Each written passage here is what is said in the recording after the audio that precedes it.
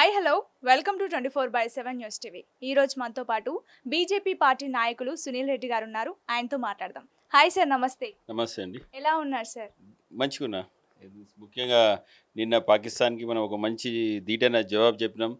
మన ఇక్కడ జరిగిన ఏదైతే అటాక్‌కి ఒక మంచి ఆపరేషన్ సింధూర్ అంటే మన మహిళల సింధుత్వాన్ని తుడిచాలని ఒక ఆలోచన చేసింది కాబట్టి ఖచ్చితంగా ఆపరేషన్ సింధూర్ ద్వారా మనం వారికి మంచి జవాబు ఇచ్చినందుకు డెఫినెట్లీ మంచిగున్నా.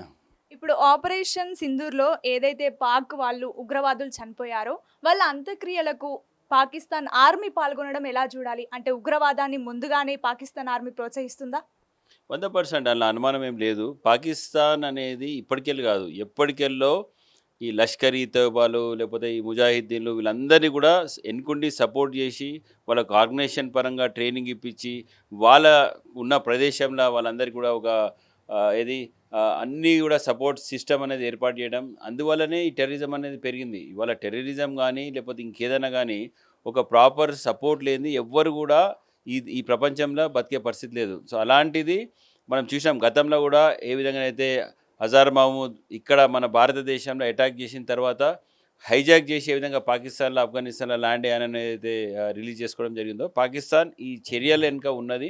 ఇవాళ ప్రపంచ దేశాలు అన్నీ కూడా చూస్తున్నాయి పాకిస్తాన్ ఏ విధంగా ఈ టెర్రరిస్ట్ ఆర్గనైజేషన్స్కి వీటి వెనుకున్నది. సో పాకిస్తాన్ ఆర్మీ కూడా పలు సందర్భాలలో ఈ టెర్రరిస్ట్ ఆర్గనైజేషన్స్తో పాటు కలిసి ఆపరేషన్ చేయడం కూడా చూసాం. సో ఇదేం వింత కాదు వాళ్ళ అంత్యక్రియలకు పోవడం, ఎందుకంటే అక్కడ సగం ఫ్యామిలీస్ కూడా ఈ పాకిస్తాన్ ఆర్మీ ఫ్యామిలీస్ కూడా ఉన్నా ఆశ్చర్యపోయలేదు. కాకపోతే మేము పాకిస్తాన్ ఫ్యామిలీస్ కూడా ఇలాంటి టెర్రరిస్ట్ ఆర్గనైజేషన్స్ ఉన్నా అంటే వాళ్ళ కంట్రీకి చెడు పేరు వస్తుందనే విషయంలో వాళ్ళు అఫీషియల్గా చెప్పట్లేదు, కానీ డెఫినెట్లీ అవి కలిసిమెలిసి రెండు అంటే ఆర్గనైజేషన్స్ అన్నిటి కూడా ఒక పెద్ద పాత్ర పోషించి పాకిస్తాన్ వారి వెనుక ఉన్నదనేది ఇవాళ మనం మళ్ళొకసారి దీని ఘటన ద్వారా మనం అందరూ కూడా తెలుసుకోవాల్సిన అవసరం ఉన్నది. ఇప్పుడు ఏదైతే చనిపోయారో అందులో మసూద్ ఫ్యామిలీ కూడా ఉంది. 10 మెంబర్స్ ఎవరో చనిపోయారు. సో నేను మోడీని అస్సలు వదిలిపెట్టను, నేను బ్రతికే ఉన్నాను అనే స్టేట్మెంట్స్ పాస్ చేస్తున్నారు. సో దీనిపైన ఆయన మోడీని వదిలిపెట్టడం ఏంది? మోడీ ఆయన వదిలిపెట్టకపోతే సంతోషపడాలి.